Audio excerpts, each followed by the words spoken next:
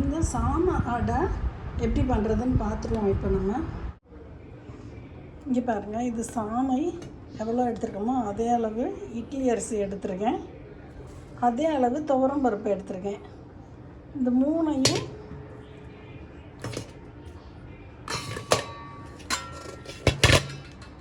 இந்த ஒரே போட்டு ஊற வச்சுட்டு காலையில் தான் ஆட்டிக்கிடலாம். அடைக்கி சாமை அடை நிறைய பருப்பும் போடலாம், ஒரே துவரம் பருப்பும் போட்டுக்கிடலாம். நாம் இப்போ ஊற வச்சுருக்கோம், இது நைட்டு, காலையில் பார்ப்போம், காலையில் ஆட்டிக்கிடுவோம். இப்போ நம்ம நேற்று ஊற வச்சுருக்கோம் இந்த சாமையும் இட்லி அரிசியும் துவரம் பருப்பும் எல்லாமே இந்த முக்கால் டம்ளர் கிட்ட. இதை நம்ம கழுவிட்டு வந்துடுவோம். கழுவிட்டோம். இந்த அளவு இஞ்சி மிக்சியில் போட்டுக்கிறோம். இந்த 10 மிளகா இருக்குது போட்டு, இந்த அளவு உப்பு இதையும் போட்டு ஒரு சுற்றிட்டு வந்துக்கிடுவோம். இந்த அளவு நம்ம நுணுக்கிடுவோம். இதில் நம்ம இதை பாதியாக போட்டு அரைச்சிக்கணும். இந்த 1/4 டம்ளர் அளவு தண்ணி ஊற்றி அரைச்சிக்கிறேன். நம்ம இந்தளவு அரைச்சிருக்கோம் நெருன்னு. இதை எடுத்து ஒரு சட்டியில் வச்சுட்டு அடுத்த செட் போட்டுக்கிடலாம். இப்போ நம்ம இந்தளவு அரைச்சி இந்த சட்டியில் வச்சுருக்கோம். இந்த நெக்ஸ்ட்டு செட்டை கொஞ்சோண்டு தண்ணி ஊற்றி அரைச்சிட்டு வருவோம். டைமாக அரைச்சி ஊற்றிட்டோம். இது கொஞ்சம் தண்ணி ஊற்றி அலசி இதையும் நம்ம ஊற்றிக்கிடலாம். இப்போ நம்ம இந்த மாதிரி நம்ம அரைச்சி எடுத்து வச்சிட்டோம். இதை இப்போ தாளிச்சுக்கிடுவோம். இப்போ நல்லா இதில் நீங்கள் தாராளமாக எண்ணெய் ஊற்றுனீங்கன்னா தான் அந்த அடை நல்லா வரும். எண்ணெய் ஊற்றிடுங்க. கொஞ்சோண்டு உளுந்து, கொஞ்சோண்டு கடுகு, கொஞ்சோண்டு சோம்பு,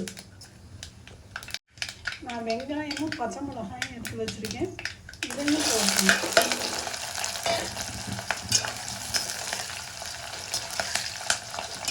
வதங்கட்டும்.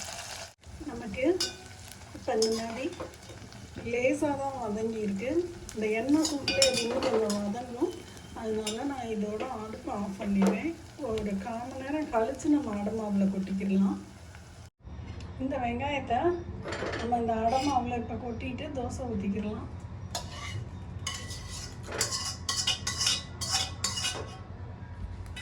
அடை ஊற்றிக்கிடுவோம்.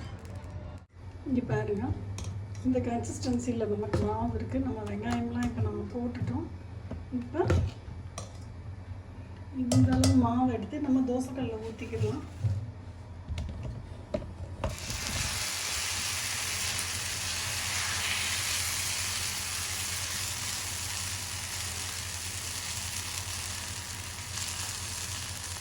ஒரு திக்காக தான் வச்சுருக்கேன் மாவு.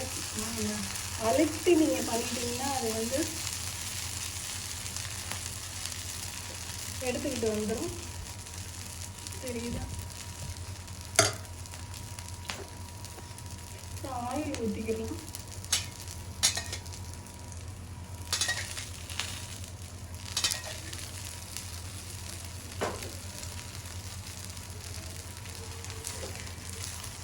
கொஞ்சம் வெங்காயம் திருப்பி போட்டுக்கிறோம்.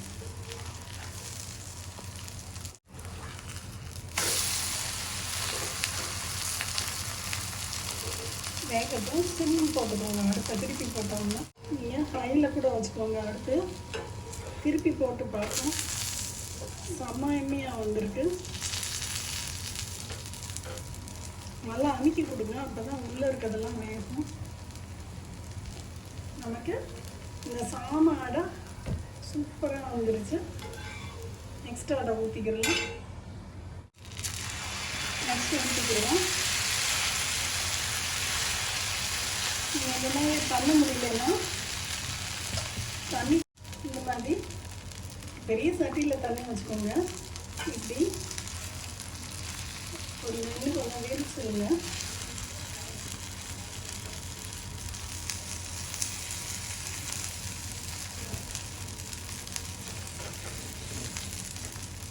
இந்த அளவு கொஞ்சம் தாராளமாக எண்ணெய் ஊற்றிக்கோங்க.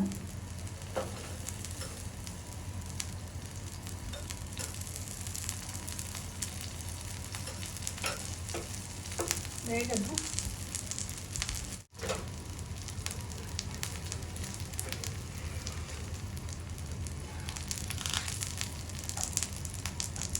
இப்போ திருப்பி போட்டுக்கலாம். லைட்டாக அமுக்கி விடுங்க.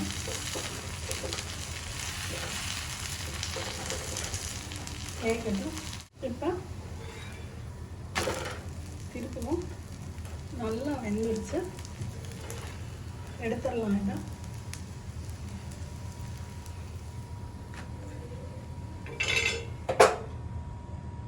இங்கே பாருங்கள், செம்ம எம்மியாக செம்ம கிறிஸ்பாக இருக்குது. இது வந்து நல்லா ஆறி இருக்குது. இது இது கனமாக இருந்தாலும் நல்லா இருக்குது பாருங்கள். செம்ம எம்மியாக இருக்குது. இந்த மாதிரி ஒரு அவியல் வச்சு சாப்பிட்டோம்னா செம்ம எம்மியாக இருக்கும். ட்ரை பண்ணி பார்த்துட்டு சொல்லுங்கள் ஃப்ரெண்ட்ஸ். பாய்.